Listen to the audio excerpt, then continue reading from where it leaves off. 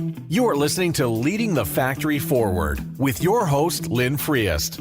We share interviews with manufacturing experts and strategies for embracing the digital future, recruiting a new workforce, finding new business. Lynn is an advanced manufacturing strategist and leadership consultant who is on a mission to show manufacturing leaders how to improve their current operations while preparing for a digital future. And here's your host, Lynn Friest. Hello, this is Lynn Friest, and welcome to this episode of Leading the Factory Forward. This is episode number 58, and it's about the silver entrepreneur. Why, who, what, and how. In Leading the Factory Forward, our goal is to help you create a compelling future for yourself, your teams, and your organization.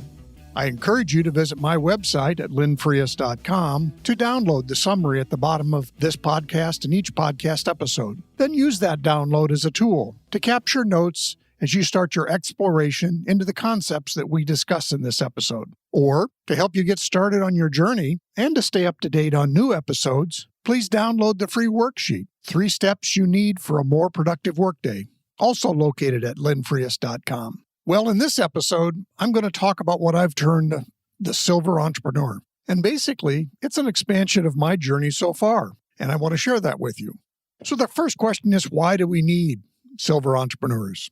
Well, in the work I've been doing, I find all kinds of companies are still short of talent. And when they can find new talent, often from new places or new areas, they need to help that new talent build skills. On the flip side of that, I see a lot of people, my age and even younger, retiring in their 60s or being released from their work. And that means we have a huge amount of talent just sitting on the sidelines. So again, my goal in this concept of the silver entrepreneur is how do we connect effectively the skill building that's needed and the skills that are already present with the people who have recently started on the next act of their career. So who are the silver entrepreneurs? And again, from my picture, the way I've kind of defining it, it's people leaving the corporate world and looking for their next act in life. It could be by choice, or it could be because a business is closed or something. But in many ways, they're people like me.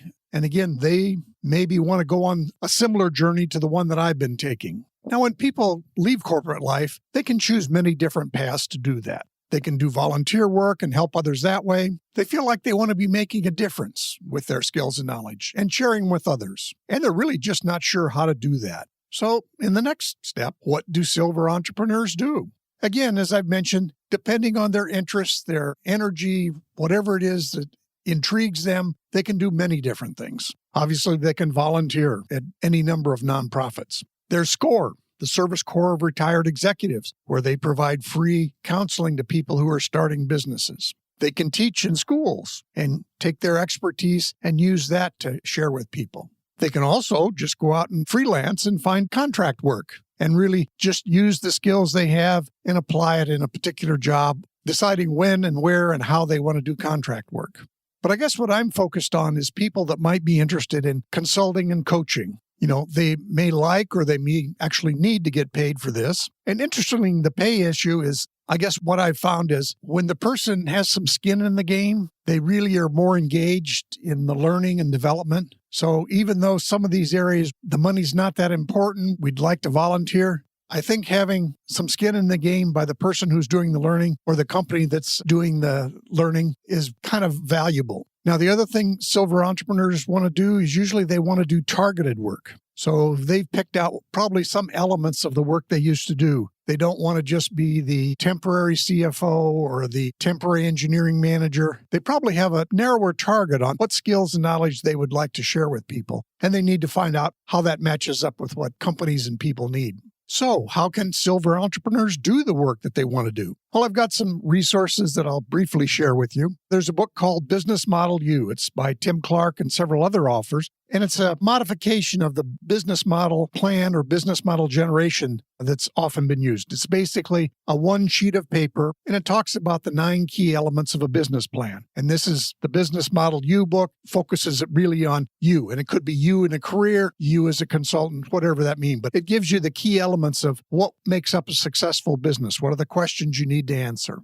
The next book that, again, I reference these so that you might, if it sparks your interest, you might go ahead and get the book and find the more in depth what they're talking about. But another one is called Company of One by Paul Jarvis. And here again, he talks about having a business, but intentionally staying small, not having a business that you're going to scale up. And I think in terms of, again, my target audience for the silver entrepreneur, they're probably not in the business of creating a new, bigger business, but they'd like to have a business maybe just for themselves to work. So he talks about how do you go about doing that and what's the right mindset. And again, one of the points he talks about is having value over quantity. Since you're not going to scale this into a huge operation with a lot of people, you're really looking for quality customers and not just trying to find as many customers as you can. Another book I'd recommend is The $1 Million One-Person Business by Elaine Profeld.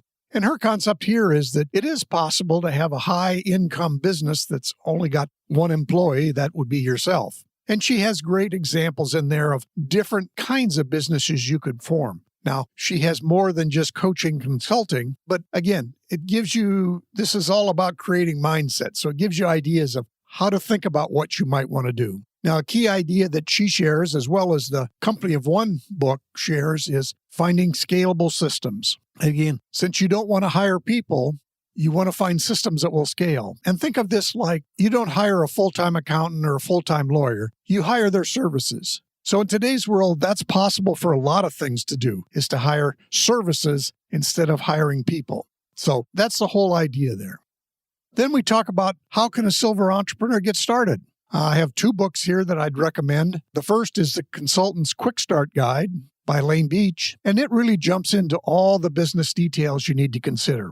What are all the little steps that really need to happen for you to have a business, whether it be coaching or consulting or offering other expertise? You may have a particular skill that you want to offer as a consultant.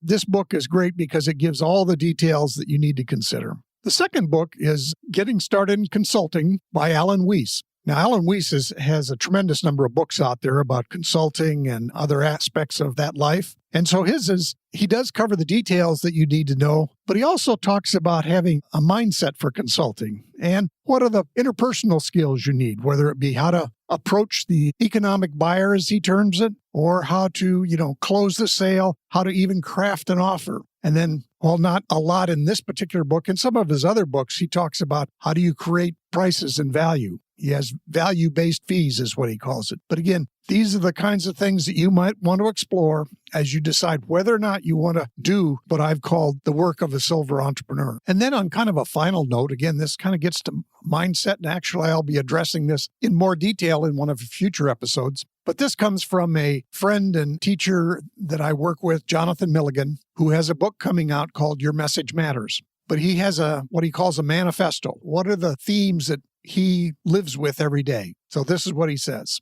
As I begin this day, I will choose to work from a place of mission, not fear, service, not greed, and humility, not pride. I choose today to offer hope to the discouraged, purpose to the doubting, and direction to the confused. This is the whole idea of if you're thinking about doing this, these are some great guiding principles that you can work with. So in a quick summary, we talked about why do we need silver entrepreneurs, help bridge that talent gap that's out there between the people who are retiring or moving on to new acts versus the new talent that's coming up. Then who are the silver entrepreneur? And again, it's the people that are looking for that next act in life. What do they want to do next? What do silver entrepreneurs do? Well, people can do many things. In this case, it's more, I'll call consulting and coaching, but sharing skills and knowledge or helping people develop. So that's how I view the work of a silver entrepreneur. And then how do they do the work that they want to do? Again, the idea is from Company of One or the $1 Million One-Person Business. Here's the way you can stay small and yet have a big impact. And then finally, how can a silver entrepreneur get started? What are some of the details? These are all excellent reference books. You might look at one or more of them just to see where you're at and what you want to do.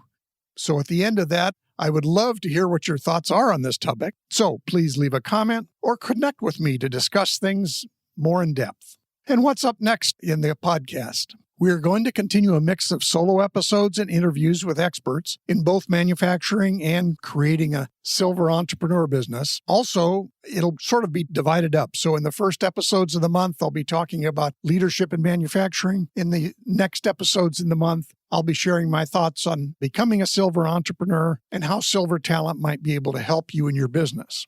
Now, in our very next episode, we're going to talk with Jeff Brown, and he helps build leaders through his podcast, Read to Lead. He is a marvelous person that I've known for years. He interviews all of the leading experts, often with the books that they've written. So again, he has a wealth of knowledge and information on his podcast site, Read to Lead, but we'll be talking with him about that in our next episode. And then finally, I once again encourage you to visit my website at linfrias.com and download the PDF at the bottom of this episode, or to stay up to date on all the new episodes when you can go and download the free worksheet, 3 steps you need for a more productive workday.